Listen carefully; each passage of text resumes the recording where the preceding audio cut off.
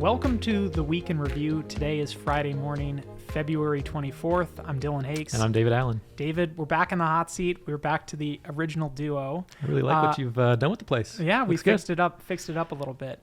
So we started the year off pretty strong in markets. This week, a little bit of the other story. We're turning to the negative. We're finishing the week, unfortunately, on a pretty negative note. We got a report out this morning, PCE. The market didn't seem to like it. What did we learn today that the market doesn't like? Yeah, so this morning's PCE report was a bit of a surprise. So we did see inflation accelerate across all of the key metrics. It was higher than what we expected across many. And so it does seem that inflation, disinflationary pressures that we've seen aren't quite as strong as they were in prior months. And perhaps there's a bit of a concern about whether or not what the Fed has done this far to bring inflation back down is still being effective and whether or not they need to do more.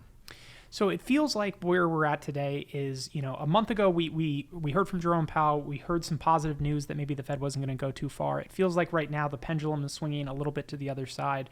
There's concern that the Fed might have to go a little bit farther than what we had thought a month ago and maybe optimistically. We're getting a few reports that are, contradicting each other. How do you put this in perspective of what we've heard over the last few weeks? Well, I think the broad takes are that we have seen several reports that show that economic activity is stronger than what we expected. I mean, I would obviously that very strong labor market report for January. We've seen retail sales were strong, and also this morning that the personal spending data was fairly strong. So it suggests that things on the the broad economic side are actually a little bit better. But what that also is maybe suggesting is that maybe some of the demand-driven inflationary forces are also stronger, and that perhaps the Fed is going to need to do more that in terms of increasing rates further, holding them at that higher level for a bit longer. So, I think that's the general take is that though we may be seeing higher rates coming from the Fed over the rest of the year than what we expected just a couple months ago.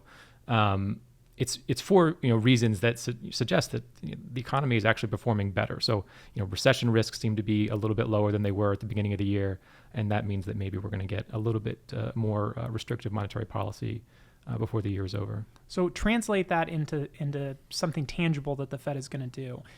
The economy is a little bit stronger. That's obviously a positive. The Fed has to go further. That's not so positive. What are we actually expecting out of the Fed? How do we change our? Is that another 25 basis points? What is the end result on where the Fed goes? Right. So our base case before the last several weeks was that we were going to get two 25 basis point rate increases from the Fed this year before they held and then eventually cut by the end of the year.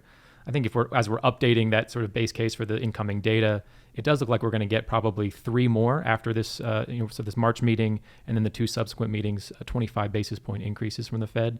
And I think it looks less and less likely that we'll get a cut by the end of the year. That's what the market has begun to price in. So we've seen the market implied terminal rate for the Fed funds at about 5.4%, suggesting that we're getting closer to that 25 basis point increases still to come.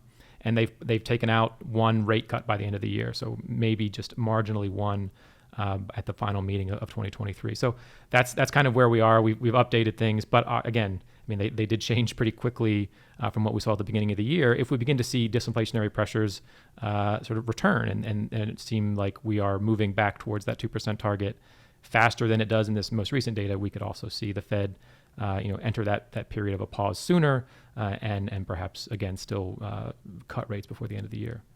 So I mentioned the pendulum has swung towards inflation being a little bit stickier and rates having to go a little higher. We've seen interest rates move higher this week. Over the last couple of weeks, interest rates have really moved higher. Equity markets have sold off, but not proportional as we've seen previously over the last year to what the move in interest rates we've seen. Equity markets still are up for the year. We're still, well off the lows that we saw last year. What is your take on the state of equity markets? We've heard from some analysts that think that they're lagging and that they need to sell off to properly reflect what we've seen in interest rates. Do you think they're fairly priced? What's your perspective? So I do think that they are not far from what seems to be fairly priced. I mean, I'm not surprised that we're seeing a bit of some downward pressure on U.S. equity markets this week, given the change in the interest rate outlook. But I mean, just keep in mind that the change that we're talking about here is 25 basis points. I mean, is the terminal rate 525 or is it going to be 550? I mean, that's sort of the scale of things we're looking at. And so, markets might have some adjustments to make. And there is certainly a bit more uncertainty about where we're headed now, and markets aren't real happy with that. And so we could see this case where there's maybe a bit more volatility over the next few months, or we could see markets, trade sideways as things get sorted out. But I don't think that there's, based on the data we have right now, much likelihood that we're going to see, a big sell-off or return to the prior lows. It does seem like things are more likely to sort of sort themselves out, maybe a bit more volatility day to day. But in general, until we have a clearer picture of where we're headed, markets could be fairly flat.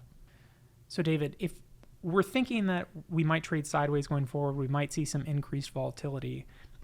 From your view, how would we translate this into an investment thesis? What kind of companies would we want to invest in? What kind of sectors would we prefer? So we began the year with preferring a more defensive sector bias within our U.S. equity allocations, and that's largely still where we are. I mean, as we've seen interest rate expectations increase because of the data that's been coming out, the more interest rate sensitive sectors, which tend to be consumer discretionary, communications, information technology, they're going to be a bit weaker. Those sort of more growthy parts of the market are facing some pressure because of higher interest rate expectations. So we still prefer, a defensive bias in terms of where we're allocating things like healthcare, consumer staples.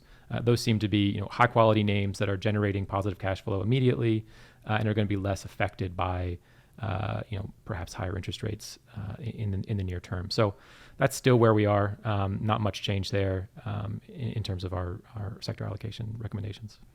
Yeah, I think it's important to remember that, I don't think we're projecting some sort of environment where you need to run from equities, just a slight defensive tilt. And it might be that, sort of calling them defensives is a bit misleading. It's not that these are companies that are, where you want to invest to hunker down for some, really large downturn in the market. It's more about their businesses and are they generating cash flow currently that it's going to be less impacted by higher interest rates down the line, or are they, a growthy company that's maybe not even profitable right now, that's, we're projecting out some positive cash flows in the future. Are those going to be lowered more by a higher interest rate environment? So it's more about the characteristics of those sectors, not so much that, expectations for there to be real weakness here in U.S. equity markets this year. So turning back to interest rates and the investment side of things, of investment potential, where are you seeing investment opportunities in fixed income and in the interest rate space? Yeah, so we focus a lot on what the Fed is doing, but obviously that has significant impacts on what happens across the maturity spectrum.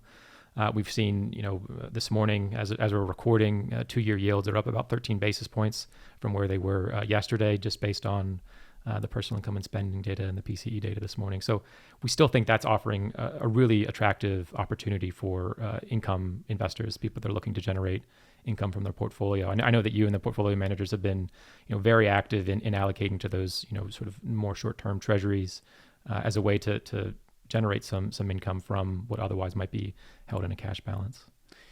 The other thing I want to ask you about, we had Jeff, he joined us on the Week in Review last week. He mentioned one of his ideas is that he likes personally. We talk about this in our investment committee, but he's a big proponent of starting to look at taking some duration risk, which is, it didn't pay off this week, but, we're really starting to see some attractive, yields across the yield curve. What are your thoughts on taking duration, potentially taking some longer dated maturities and, the hope that, or the belief that, eventually rates will come down and you'll really see some outperformance? Absolutely. I mean, I think, from a total return perspective, the higher yields that we're seeing, this week in general, or, this year overall, I think that's really an opportunity for people to lock in higher interest rates.